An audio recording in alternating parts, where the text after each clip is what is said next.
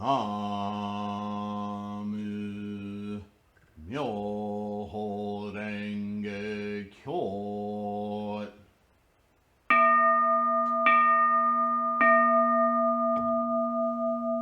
Namu Myoho Renge Kyo.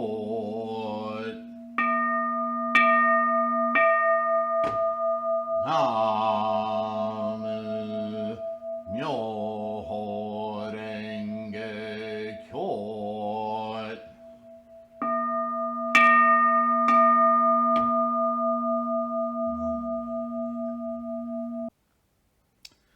Okay, hi everyone. Namu Myoho Renge Kyo. I hope you're in good spirits this morning. Well, for me, it's morning. Whenever you're watching this, I just hope that you're in good health and secure. And this is, again, we're talking about the Satipatthana. For some reason, yesterday I thought all day was Friday, and today is Friday for me. So we're going to have a couple of more talks on the Satipatthana. And I wanted to take the opportunity once again to remind us of what this study is performing for us in light of our Myoho Renge Kyo practice. What's the meaning of doing this? One thing to gather from it certainly is, as we read the Satipatthana and a lot of the older texts that have been translated over and over again in different languages, and certainly all the way into English, have shifted a little bit around the way of expressing the actual words of Shakyamuni. And so we end up with kind of a word salad, right? But I think we can enjoy that salad in a way, in that the overall flavor, the method of teaching, the granularity of it, that the maximal effort that Shakyamuni put forth to teaching people to look inward and to understand with insight the amazing formations and origination and the origin of being. We a non-Buddhist takes for before we started practicing Buddhism, life was all about me, and this is happening to me, and this life is or life sucks. I mean, everything is a personal. All information in our brains is about this unit of self, and life happens to us, when in fact life is an opportunity for us. But how often do we think that way, right? And certainly that idea was foreign to people thousands of years ago.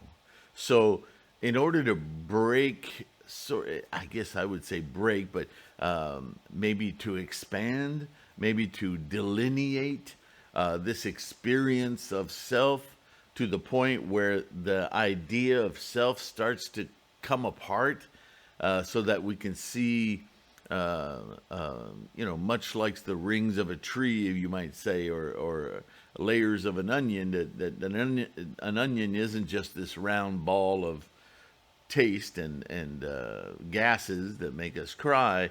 There are these layers underneath it. It's not a good analogy, but what I'm getting at is the granularity, something that one might not think about.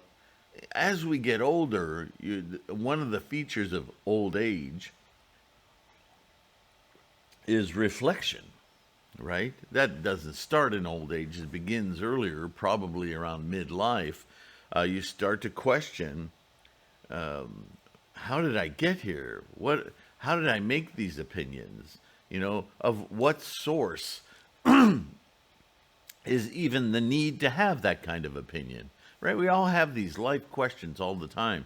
And looking at these earlier sutras, it's easy to see how the teaching method itself was a way of imbuing a wisdom about the nature of self, and what's really going on here, and inculcating that wisdom early, right? And that wisdom leading to insights about, I never thought of it that way. I never thought that I was causal here. I thought life was happening to me. In fact, I'm forming it the way that I experience it. And I have tendencies and conditions that make things seem this way. That kind of thinking doesn't really evolve normal or day to day in human beings until they've had a lot of experience. So the other thing I want you to hear from this study, or read it for yourself, is that all of this is getting to the point of, when we chant Namu Myoho Renge Kyo to our mandala of Gohanzen and awaken our Buddha nature, we are doing all of this. This is the natural part of taking apart those 8 consciousnesses and arising, awakening, invoking the experience of the 9th consciousness, Myoho Renge Kyo, right? If you're not sure what I'm talking about, just a few videos ago, a week or two ago, type in the search criteria 9 consciousnesses. You'll get a bunch of videos on the 9 consciousnesses. But there's one I did just recently, 9 consciousnesses, Samsara. I forget. There's a multiple categories title to it. But I believe the 9 consciousnesses is the first one. And I do a drawing on my whiteboard showing the triangle of the consciousnesses moving through samsaric reality. And that kind of breaks down this whole idea of the consciousnesses in much the same way as the Satipatthana here is trying to break down the same thing, but long before the delineation of the 9 consciousnesses, although it's in here to a degree, it's in early teachings just trying to break down the nature of consciousness, right? So I don't want you to miss that point, that we're observing and looking at these teachings the back way in, if you will. These are early teachings, but now with our knowledge of Myoho Renge Kyo and the 9 consciousness and what we're doing when we invoke our Buddha nature, we can see how early on the deep attention to detail and the effort made to expand people's minds to how to attain this Buddhahood. For us, at this stage, with all our myriad distractions, this text gets lost and muddled, like word salad. We're much more ready to accept a more direct route, right? We don't need to go through this evolution. But reviewing it can help us solve little cobwebs and things that don't gel for us. So we have the ultimate teaching. We have the way to awaken our Buddhahood right now. But sometimes, we're human. And we have tendencies and conditions. We always have had. We always will. And sometimes, some things we question. How does that work? Why does that work? Or why is this seems like it's not working? And so by going back to earlier sutras, we see the problem-solving evolution of the teaching, and it may strike us an insight into something that we didn't really know we were doubting. Sometimes our doubts are kind of clouds. We don't know exactly what we're doubting, but we have this unease, right?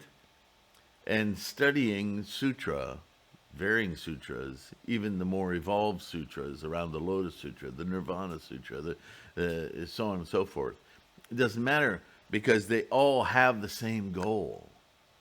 And because they approach the same goal through different avenues, it awakens different part of our human consciousness, our samsaric reality, and it may break the clouds apart, the fog apart, and give us an insight that then becomes very empowering, makes us more confident about our practice. And so that's always the goal with study, okay? So, very interesting part now. I introduced it yesterday. The 5 aggregates of clinging from the Satipatthana. And one of my favorite words will come up here. Just as a reminder, we went through a lot of dissection before we finally got to the 5 aggregates of clinging. And further, O bhikkhus, a bhikkhu lives contemplating mental object in the mental objects of the 5 aggregates of clinging. So obviously these students already know about the 5 aggregates, but now we're going to think about the 5 aggregates differently. There's a mental object. You conjure in your mind what a skandha is. And then there's a consciousness, a thinking about that mental object also occurring in your mind. See, just that alone is a different way of looking at the way we think. It's multi-layered. We think we have a thought, and that thought is what we think, but in actuality, as the Satipatthana teaches, those thoughts are formed from energies that are tendencies and conditions that come together and amalgamate and express themselves. They attach themselves to an idea or a thing or an experience. And there is a mind in all of that activity that is observing that happening. It's not just that we have a thought, we actually think about our thoughts. But it's kind of exciting to hear that because, oh yeah, I guess that's how we do think. Because I'm always questioning my thoughts, right? So a lot of the Satipatthana is about identifying that observer. It's already there, dude. You know, just look around, you look into your mind and look at how it's working. Your thoughts are created from energies, so in a way, they're not quite your own, but they are fabricated from what makes you, so in that way, they belong to you. But the darn thing is that you're aware that that's happening. There's another little mind there that's watching this process. That's why you know when you commit to doing something and you're still questioning it, or you're thinking, man, I shouldn't do this. There's 2 different thought minds going on there. So Satipatthana really spends a lot of time identifying those different energies, those different impetus for action, thought, word, deed, and the observer watching thought, word, deed. And to what degree the observer is in control or just submissive and passive in this freight train of energy that's going by, call whatever you call yourself. There's a different mind there. Follow? So, the 5 aggregates identify what that samsaric mind is doing, being, and its massive inertia and momentum in the doing, and it's calling on the higher mind, the Buddha mind, the Bodhisattva mind, to take control, to modify, to understand, right? Awakening, understanding. How, O bhikkhus, does the bhikkhu live contemplating mental objects in the mental objects of the five aggregates of clinging? How do you position yourself to influence or control this freight train of energy, momentum? Here, O monks, a monk thinks, thus is material form. Remember the Nidana? When he says material form, he's talking about that process where energy amalgamates, work, karma, becomes the becoming in the physical world. Thus is the arising of material form. And thus is the disappearance of material form. Remember, arising, endurance, decay, dissolving. Right? We've already gone over that ad nauseum, right? Thus is feeling. Thus is the arising of feeling, and thus is the disappearance of feeling, right? This is the process of everything. Feeling being one of the senses, one of the consciousnesses of the skandhas.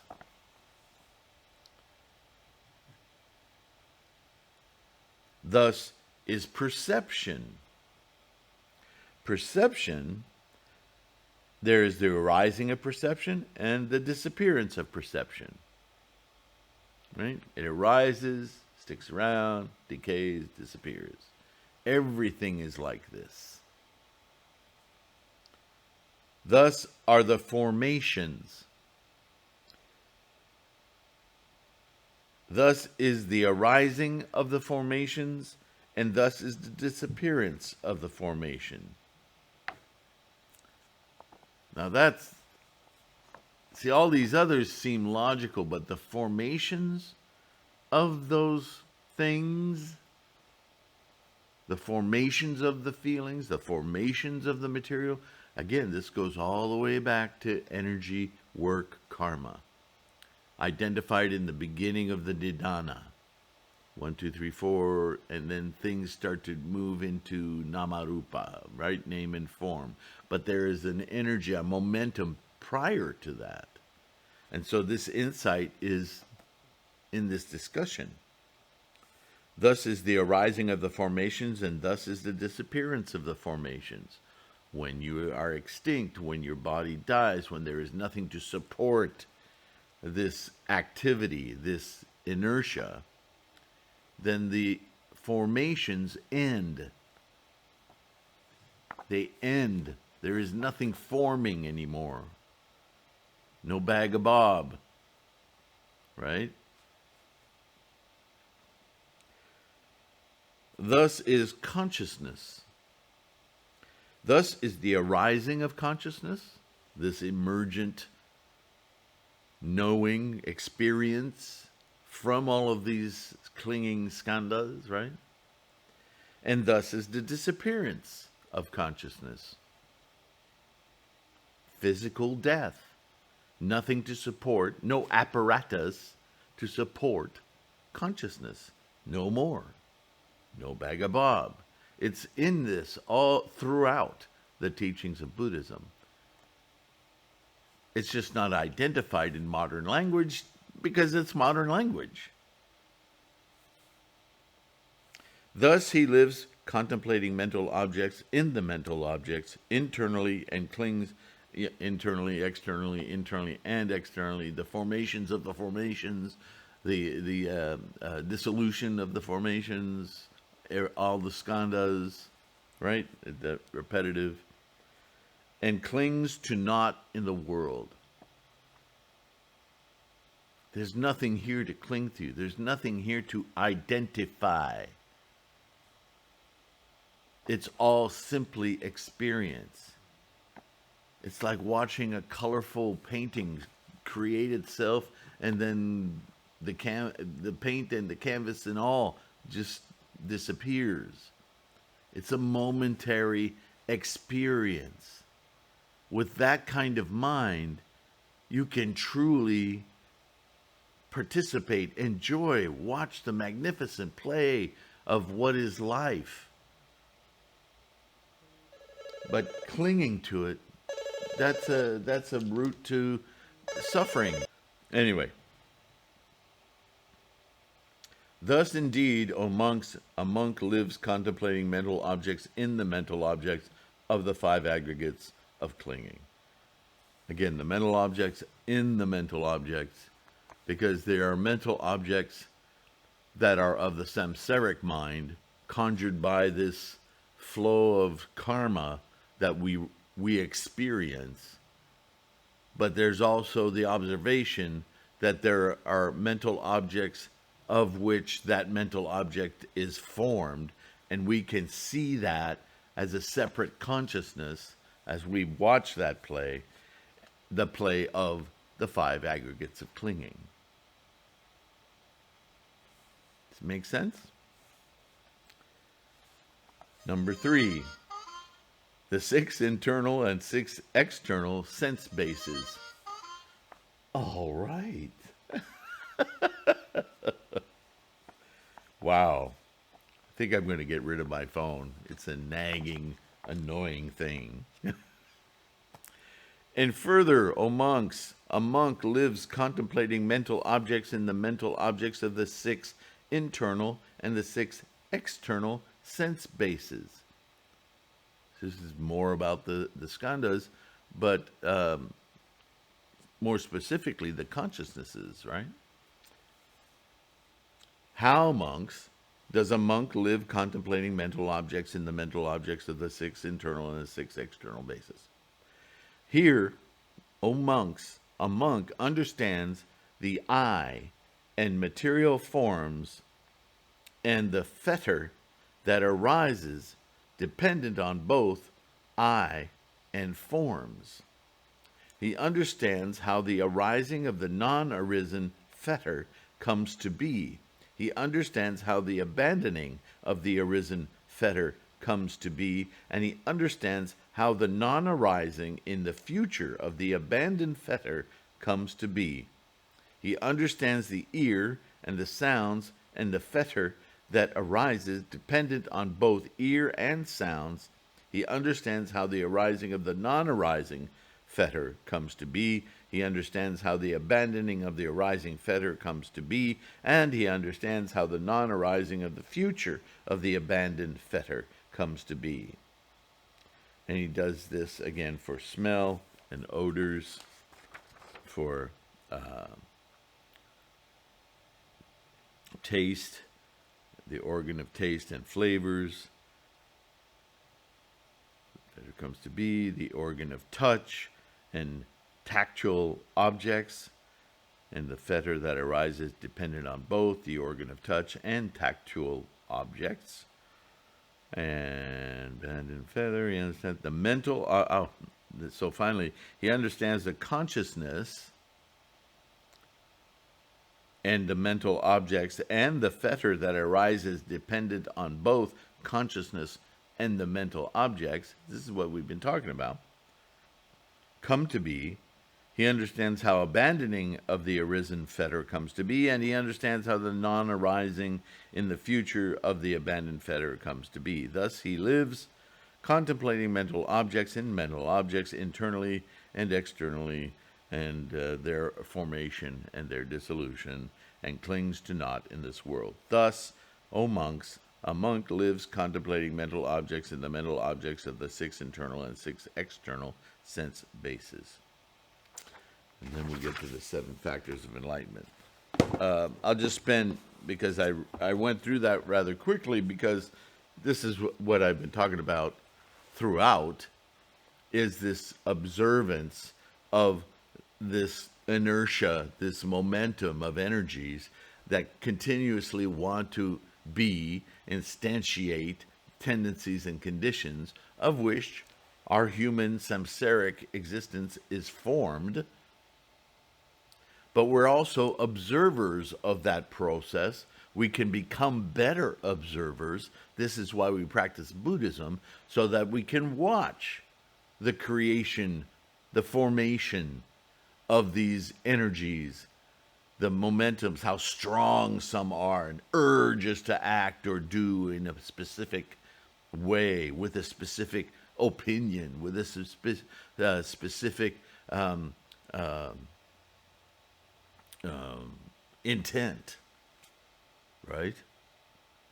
So, I'm always talking about Buddhism is about attitude and intent. Buddhism is about the mind, attitude, intent. Now, what he's talking about is that very thing, but he's looking at it from a perspective that I hadn't really talked about in this way. And that is in being aware, and you may have to go through this backwards, right? As I said earlier, why do I feel so repulsed by that? Why do I feel like I have to go and straighten this person out? Why do I feel like I have to argue?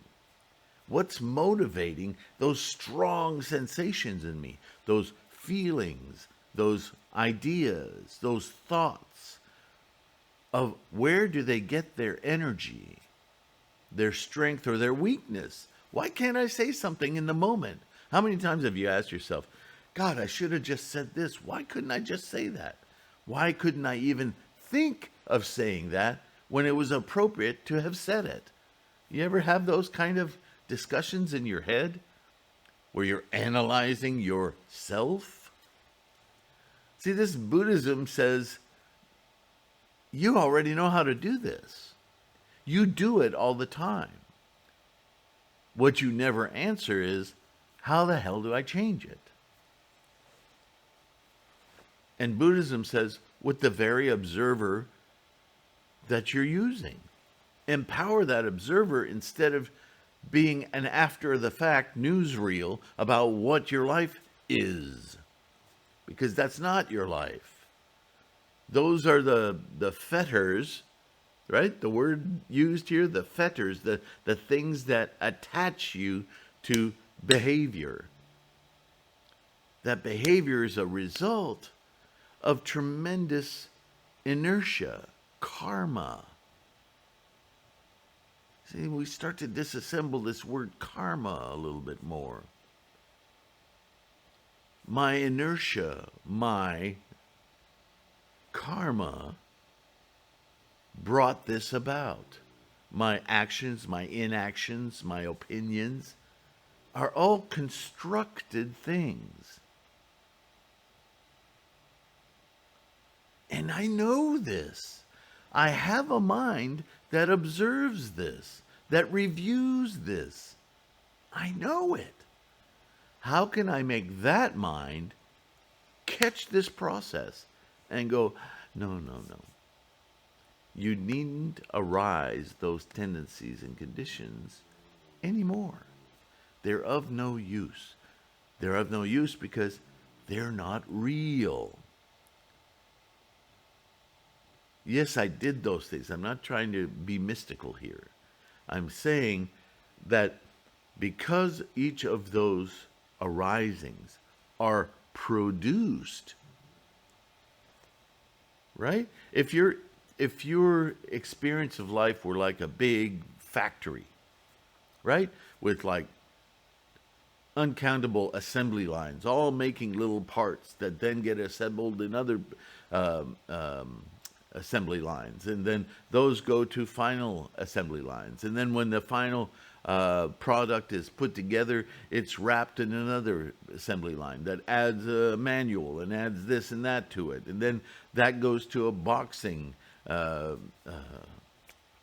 assembly line, and then from the boxing assembly line goes the labeling, and then it goes to the warehouse and the shelving, and then it gets moved from the warehouses and the shelving and put in the trucks, and trucks take it to the store, and the store sells it to somebody, and then it is experience. Think of the building of all of this product, and you're watching it, and that product is not useful to you. It's not useful to your attitude, your intent, your experience, which is moment to moment. Get out of the way. Well, you can take those boxes and throw them in the trash all day long. They're just going to keep coming. So you need to be aware of how the boxes of attitude and intent got there. So you talk to the truck driver and you say, truck driver, stop delivering this stuff here. And he goes, well, if I don't, another truck will, because they keep being produced. I need to dig deeper. Where does this arise? Where does it come about? And you can go through each assembly line, and finally you'll get to that assembly line that starts from the plastic extrusion machine, and you tell the plastic extrusion machine assembly line to go, stop. I don't care about all this little plastic pellets that you melt down to make this thing. Get rid of those too. And then you have to go talk to the guy who makes the plastic pellets, right? It seem endless. But at some point, there will be no reason for this massive warehouse of production, because it's an illusion. It is a constructed thing. And when you deconstruct it, you have to go to the source of why it's constructed in the first place. What possible use could it have? And it was just habit. It's just tendencies and condition. I have a tendency to make things that require this huge manufactured process for this experience to happen. Well, no. I want to take those energies, those tendencies, and conditions, and I want to give them something else to pay attention to. I don't want to stop them. I don't want to end them. Life is great. I want them to focus on Myoho Renge Kyo. You don't have to manufacture all this stuff. You simply need to experience it. Come over here. Bypass that whole mess. Don't do that. Just look around.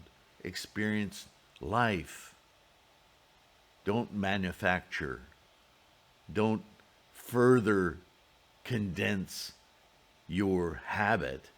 Change your habit. Move it over here. Look what glorious things you can achieve with your tendencies and conditions to manufacture, to simply experience. Okay, for you, I'll call it manufacturing your experience. But once you're there, it's just experience. There's no manufacture required. Because it's already there. Buddha is already there. You simply need to experience it. And so the conditions, the formations, the namarupa becomes a quietude of moving picture, a silent movie, instead of a silent in that it's not constantly attaching be, to be, birth, death, birth, death. I don't need that process anymore. I'm living.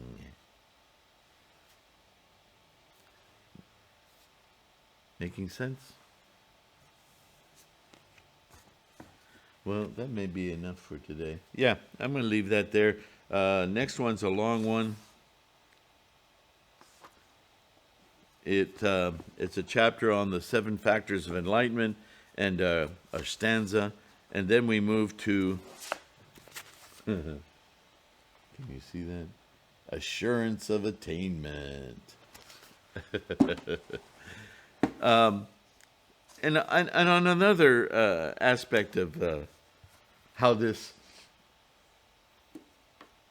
is totally contained within the Lotus Sutra and our practice of Namo Myoho Renge Kyo, is that over and over again, and Sunday we'll start with the middle way, this same process is described just in different degrees, at different depths, trying to get the mind to take over from the samsaric mind that is busy just instantiating repeated forms that it has tendencies and conditions to do. The engine's working. We're just stuck in the engine with the grinding of the gears and the grease and so on. And the operator, our Buddha mind, is kind of a lazy spectator until we train our minds to go, oh, let's stop being in the grease and the gears and let's start being in the operator, the Buddha mind.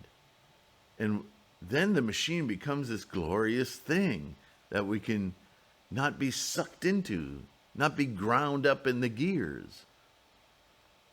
Just appreciate the magnificent play of the formations, the karma, and watch it play out. What a great trip. Thank you. Thanks for the e-ticket. You Disney people will know what that's about. All right.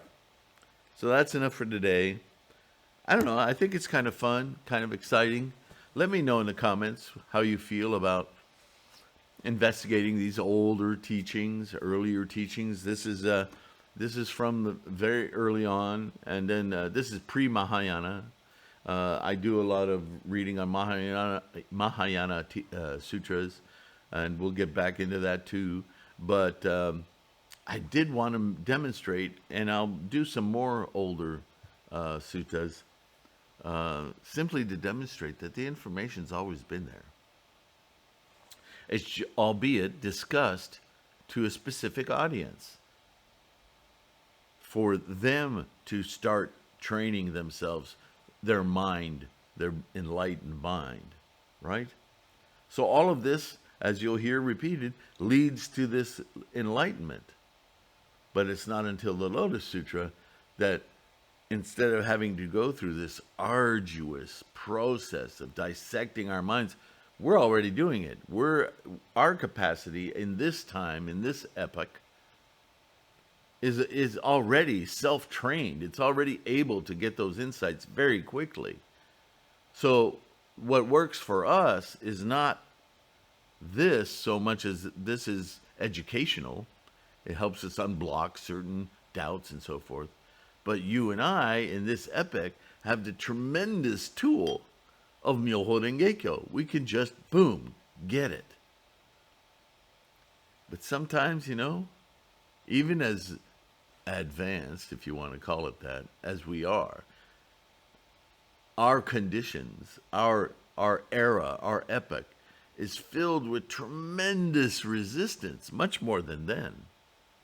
Resistance in the form of politics and influence and constant bombardment of distractions they didn't have to deal with back then. All of their distractions were mental, mostly.